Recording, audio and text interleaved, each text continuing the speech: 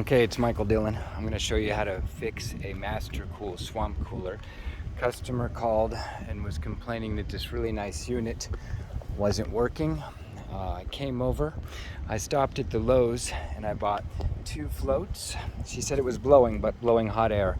And I bought a water pump. And when I arrived, I asked her how long it's been since it was working. When did this happen?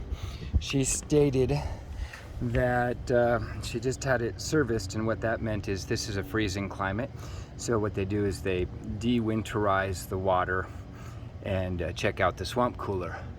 Turned it on pump mode and came up on the ladder, and I found that the pump was making a humming sound, but it wasn't pumping any water.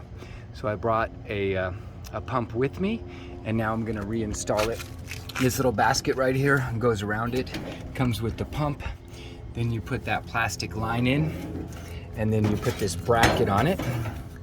Right here, this bracket holds the pump in place, and then you set it in the water right there. And then you attach those 2 screws to those 2 holes, and then you plug it in right over there.